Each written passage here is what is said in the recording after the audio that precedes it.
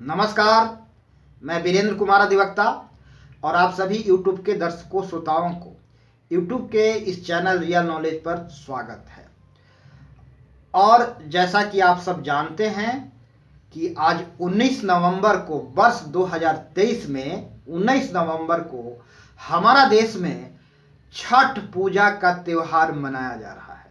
छठ पूजा यानी सूर्य पूजा, यानी सूर्य की पूजा अर्चना आराधना। तो आज 19 नवंबर को हमारा देश में छठ पूजा का त्यौहार मनाया जा रहा है वर्ष 2023 में।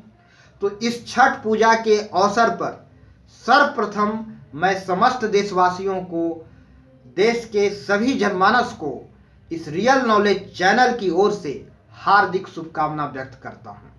तो इस रियल नॉलेज चैनल की ओर से समस्त देशवासियों को हार्दिक शुभकामनाएं और उनके जीवन में आनंद, मस्ती, सुकून, शांति सूर्य देव कायम रखें, यह मेरी प्रार्थना है, यह मेरी आराधना है भगवान सूर्य देव से।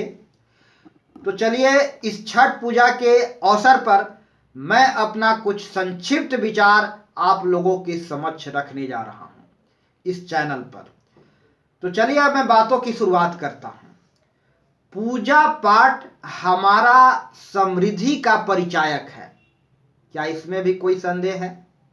पूजा पाठ हमारा समृद्धि का परिचायक है, संपन्नता का परिचायक है, प्रोस्पेरिटी का परिचायक है, खुशी का परिचायक है, सुख का परिचायक है। जीवन में जब भी हम सुखी होते हैं, यानी हमारे जीवन में समृद्धि आती है, प्रसन्नता आता है, तभी हम पूजा पाठ की ओर उन्मुख होते हैं।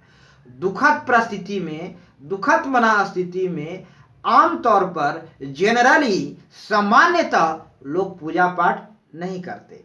ऐसा आप सुने होंगे कि हमारी जाति बिरादरी में, या अर्थात हमारा समाज में, हमारे जात गोतिया में, हमारे परिवार में यदि किसी हमारे संबंधी के परिवार में किसी प्रकार का अप्रिय घटना घट जाता है तो हम कोई भी पूजा पाठ नहीं करते हैं, यहाँ तक कि छठ भी पूजा नहीं करते, कोई भी नहीं करते।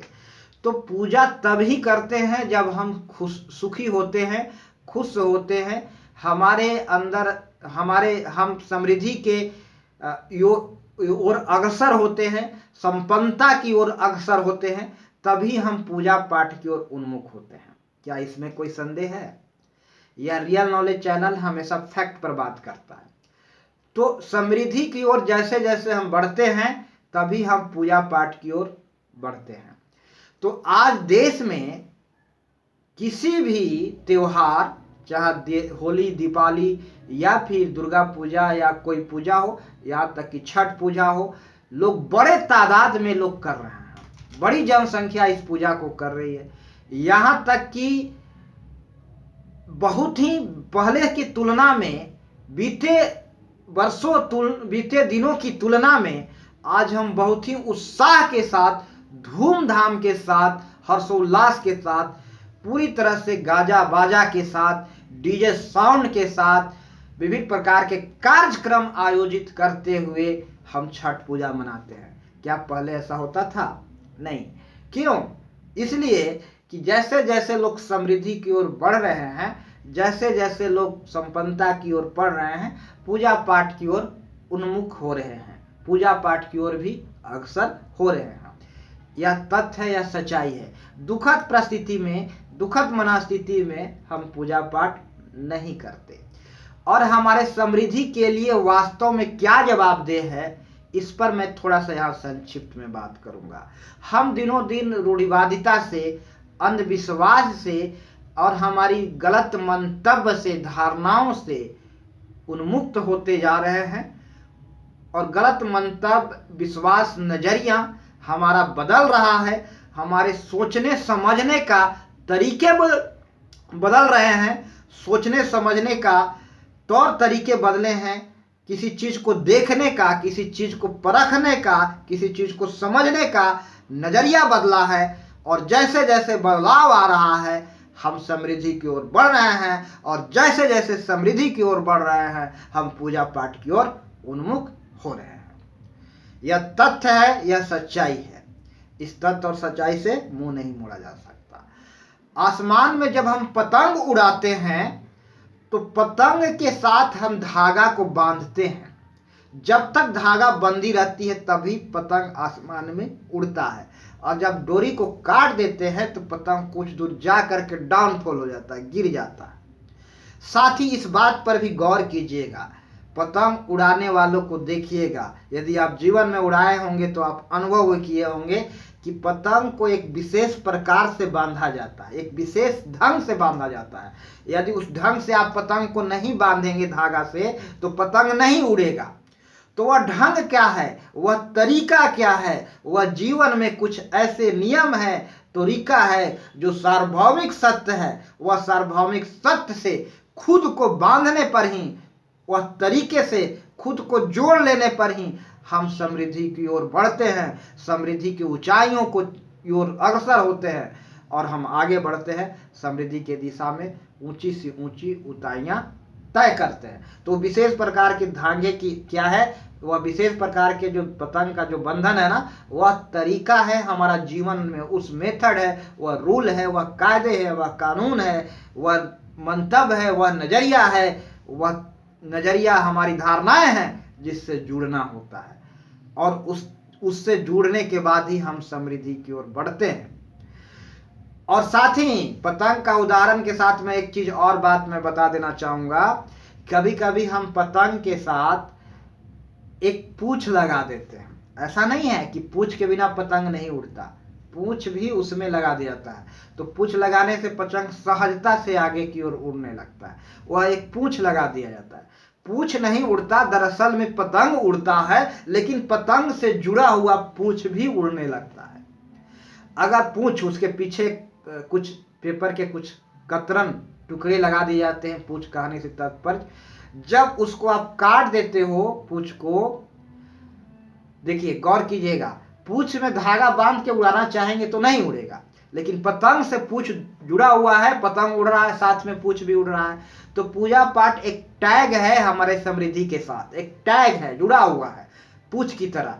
जैसे जैसे समृद्धि होता है उस टैग की तरह पूजा पाठ भी लोग करते हैं। लेकिन हमारे समृद्धि के लिए जवाबदेह फाइनली हमारी मान्यताएं हैं, हमारे दृष्टिकोण है, हमारी नजरिया है, हमारे सोचने समझने की तरीके हैं, तौर तरीके हैं, हमारे मंतव्य हैं। अगर वो परंपराएं, वो मान्यताएं जो हमारे प्रगति के अवरोधक हैं, हम सब उससे दूर होते जा रहे हैं, उससे विरत होते जा रहे हैं। इस फैक्ट को जानना होगा। तो छठ पूजा हमारा समृद्धि का परिचायक है, संपन्नता का परिचायक है। चलिए मैं बात को आगे बढ़ाता हूं, बात बहुत लंबी हो जाएगी। मैं छठ पूजा के अवसर पर एक और वीडियो देने वाला हूं। यहां पर मैं बात को बहुत संक्षिप्त में रखते हुए कुछ ही मिनटों में बात को समाप्त करूंगा। फिर अगला वीडियो छठ पूजा को लेकर के मैं जस्ट तुरंत दूसरे वीडियो में अपना विचार रखूंगा। तो छठ पूजा हमारा समृद्धि का प्रतीक है। जैसे जैसे हम समृद्धि की ओर बढ़ते हैं तैसे तैसे से हम पूजा पाठ की ओर बढ़ते हैं। उत्साह के साथ, धूमधाम के साथ हम पूजा मनाते हैं। कुछ लोगों का यहाँ यह भी कहना होता है कि जनसंख्या बढ़ रहा है तो पूजा करने वालों को तादाद भी बढ़ेगा। ऐसी बात नहीं है भाइयों, इसका आंशिक असर होता है। जनसंख्या बढ़ने से पूजा करने वालों की संख्या बढ़ रहा है, यह मात्र आंशिक है, बहुत कम परसेंट में ऐसा हो रहा है। जीवन में समृद्धि आने पर ही पूजा पाठ करते हैं। जीवन में जब खुशी आती है तभी पूजा पाठ करते हैं। जीवन में कुछ प्रिय घटना घट रहा होता है तो पूजा पाठ करते हैं। जैसे जैसे हम समृद्धि की ओर बढ़ रहे होते हैं पूजा पाठ करते हैं। हमारी जब डाउनफॉल होने लगता है, पतन होने लगता है, जीवन में केवल दुखों का आडंबर छा जाता है, परिवार में किसी अप्रिय घटना घट जाती है तो पूजा की ओर उन्मुख नहीं होते हैं, यह तथ्य है। और जनसंख्या बढ़ने से पूजा पाठ करने वालों की संख्या भी बढ़ रहा है, लेकिन इसका आंशिक असर होता है पूजा पाठ पर, आंशिक असर होता है। आप देख रहे हैं कि पहले से लोग ज्यादा तादाद में जनसंख्या में लोग पूजा पाठ कर रहे हैं, छठ पूजा भी कर, जो भी पूजा है छठ पूजा भी कर रहे हैं, इसलिए कि हम धीरे धीरे अपना समृद्धि की ओर अग्रसर हो रहे हैं।